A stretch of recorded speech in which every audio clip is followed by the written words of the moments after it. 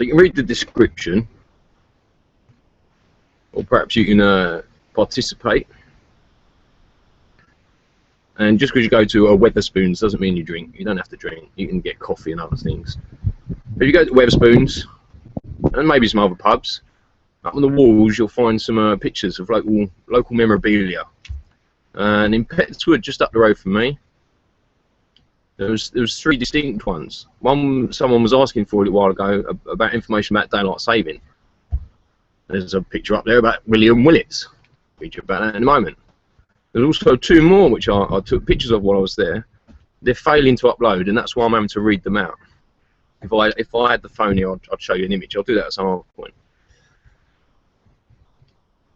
You find a lot of strange information about these things. There's one over the road from where I live. It's called the Harvest Moon, and there's a few images up there about the Orpington Buff, which is a chicken, big black chicken, red crest. We're not here for that one today, but when you're in Wetherspoons, have a quick look, take a snap. I know you all like to use your iPods and stuff to do that stuff. But William Willett and daylight saving also have Pettswood and where it got its name from, and other people get the names from. And also a small brief tale of the the French resistance being in Pettswood. Okay, so I'll read the daylight saving, and then if you don't wish to listen anymore, that's up to you. Welcome to go out and find out more information and share it with me. It'd be lovely. And Matty Ice, he's been after it. Flat Earth Rockstar, I think he is now. Yeah. Okay, so the first article, William Willett, daylight saving. An article in The Builder magazine about the builder, William Willett, described his philosophy in this way. No matter how many little points in the exterior might be improved by the sacrifice of a little light somewhere inside, yet the sacrifice was never permitted, for he looked on a light, and especially sunlight, as all important. They did speak a bit about it. In 1890, William Willett bought the Camden Park estate at Chislehurst. He intended to develop the whole area, but problems arose, and just 2 roads, Camden Park Road and Wilderness Road, were laid out. The park around Camden House was turned into a golf course. Willett kept the first house in Camden Park Road for himself and moved there in 1894. Each morning, Willett rode through Pettswood and across St Paul's Cray Common. He passed large houses still shuttered despite the sun shining brightly because the inhabitants followed the clock and not the seasons. A bright idea. Willett's idea was to adjust the clock, putting it forward in April and back again in the autumn. In this way, 210 hours of daylight would be added each year. The cost of artificial light from burning coal would be reduced, saving more than £2 million, and also reducing the pollution from smoke. He also argued that the additional natural light would help eyesight. The longer days would enable people to spend more time in the open air and thus make for health and strength in body and mind. It would also increase the opportunities for rifle practice, for which the nations may, someday, have cause to be thankful. This was, in fact, just a few years before the First World War. Willett published his ideas in The Waste of Daylight, which ran to 19 editions, and was translated into several languages. Benjamin Franklin, who invented the lightning conductor and bifocal spectacles, had recommended similar proposals in 1784 when he was the American ambassador in France. That name keeps popping up. He queried why people lived by the smoky, unwholesome and enormously expensive light of candles, when, by altering their clocks, they could have the pure light of the sun for nothing. Over a century later, Willett was a lone voice at first, but by 1908 he had supporters. He was joined by Sir Arthur Conan Doyle, and Lord Avebury, Sir John Lubbock, to whom we owe the creation of bank holidays. The manager of Bryant and May, the matchmakers, was another, if unlikely, ally. Although daylight saving would obviously reduce sales of matches, he thought fresh air and sunlight for workers was more important. Winston Churchill was also sympathetic. But it was the First World War that forced the adoption of daylight saving. Savings on fuel could not be ignored, and munitions factories could operate for longer hours. Even so, it took until 21st of May 1916 before daylight saving was introduced as an emergency measure. It was renewed each year until 1925, when it was made permanent in the form of the Summertime Act. Willett was not around to see his proposal adopted. He died in 1915, aged 58. He is buried in St Nicholas's churchyard. His building business lasted until the 1970s, when it was acquired by Trafalgar House.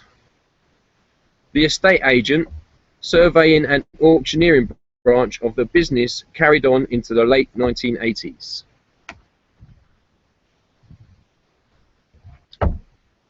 So, daylight saving found in the Sovereign of the Seas. Confused? And there's a pub around the corner called the Daylight Inn. So, Pett is a family name. It derives from the Middle English word meaning a pit. When hereditary surnames were introduced from the 12th century onwards, many families took their surname from the locality, and in some cases this was a pit. The pit in question was most often a place where clay or loam had been dug for use in forming walls for cottages, although it could refer to a well or a pitfall for wild beasts. The name Pett, or Pett, 3 different spellings, became common in Kent and other southeastern regions as the lack of stone for buildings led to more pits being dug in this area. The Pett family connected with this neighbourhood seem to have originated from Suffolk. The earliest references are to William Pett of Dunwich and his brother John, who were both shipwrights in the 1490s. John's son, Peter Pett, is known to have had a shipbuilding yard at Harwich. He bequeathed this yard to his son, also called Peter, and who was a master shipwright at Deptford when he died in 1589. It seems that the family's royal service began with this Peter during the reign of Henry VIII, sometime before 1544. At the time of his death, Peter had a great reputation and was a man of substance. He also had 7 sons and 7 daughters from 2 marriages. 3 of his sons became master shipbuilders by a royal appointment. William, who was the eldest, had his yard at Limehouse. He died in 1587 and left his yard to his brothers. There's a little bit more, but it was wiped out by the glare from the flash. But anyway, Supremo. Phineas is the best known member of the Pett family. He went on to become the shipbuilding Supremo of the British Navy, overseeing all construction of the Chatham, Deptford and Woolwich yards. In 1637, Phineas was in overall charge of the Sovereign of the Seas, the largest ship in the Navy. His son Peter was responsible for its construction. It was launched at Woolwich in 1638. Charles I and Queen Henrietta on board. Another Phineas became master shipwright at Woolwich and was knighted in 1680. He was the last of the family to build ships. So a little bit about Pettswood. And then lastly, I like to put this one in, of course, the French Resistance, home of. Quick speak.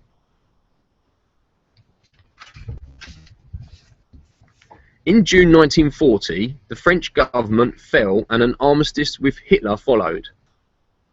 The president, Paul Renard, presented his youngest general, Charles de Gaulle, with 100,000 francs as a fund to support the struggle in exile against the Nazis. Speaking virtually no English, de Gaulle arrived in England and declared himself the head of Free France. He then made his now famous broadcast to his fellow countrymen, in which he declared, "The flame of French resistance must not and will not be extinguished." When the general's family joined him in England, he moved out of his small flat in London's West End and moved into 41 Birchwood Road, Petts Wood. The house was owned by Mr. and Mrs. Pamell, who had advertised the house for sale, but agreed to let it instead when the would-be occupier was made known to them. Not much was seen of the general hereabouts. Occasionally he would be spotted stepping out to the station to catch a train, but more often than not he stepped into a waiting car outside his new home. Madame de Gaulle, however, made visits with her daughter Elizabeth. There was also a son, Philippe, who was about to join the Navy, and another daughter, Anne. She was the youngest of the children, aged 12, but was mentally handicapped and died just a few years later. In September 1940, Mrs. Pamell received a letter from Madame de Gaulle, informing her that the home of Free France was about to remove itself. She explained that in Petts Wood, the nights are too noisily, something to do with her spelling, and my little Annie is frightened. The noise, of course, came from the German bombing raids. Perhaps the Germans realised who was living in the area and hit it particularly hard. Some of the locals began to think so, and there was some relief when the de Gaulle family moved. The general remained in England until May 1943, but never returned to Petts Wood. However, in 1964, when an appeal was launched to improve the Memorial Hall, built 10 years earlier entirely from local fundraising, de Gaulle, by then the President of France, anonymously donated a substantial sum of money. There is a small picture of the general and his wife, and I'll try and show you at some point. But yeah, just a little bit of information, sitting on the walls of a pub. Have a look in your local Wetherspoons and see if you can find anything worth sharing. Peace and luck, thanks for listening.